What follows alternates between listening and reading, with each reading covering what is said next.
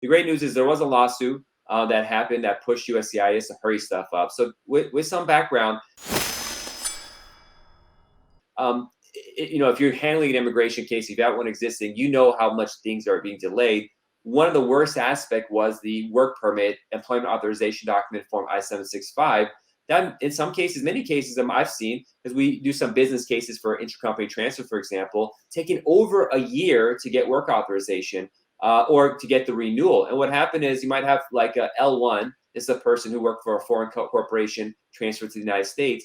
Their spouse had a work permit, expires. It'll take a whole year to get the work permit again, and they'll lose their job at that point. So it's really ridiculous how long it was taking. And lawsuits happen for them. H-4.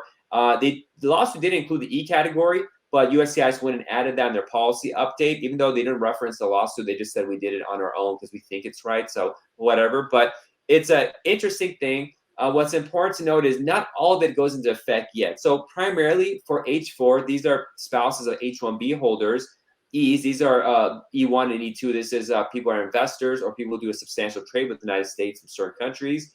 And L, intercompany transfers.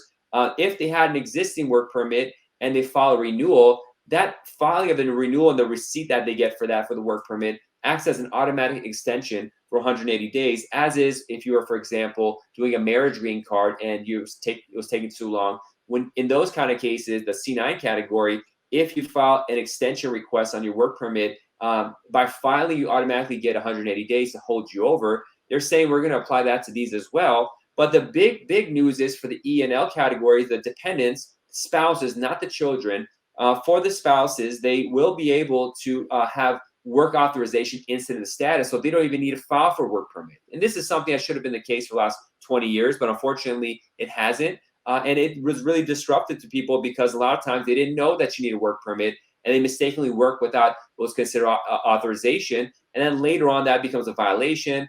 They may not even know that it was a violation, so they apply for another visa or extension of status and not mention this violation, then it becomes immigration fraud. And it just goes down the road of being disastrous. And to fix that fraud up is going to be very difficult. Now, it's not retroactive, so this new policy does not go back and fix those. And even does not even work right now because USCIS said that they need to create a system and a paperwork for this to show that by having E or L status, you're automatically going to have work authorization. They haven't done that yet. So people in these categories can't do anything yet until USCIS fixes the paperwork, the form notice, and all that kind of stuff, and the I-94s to show it.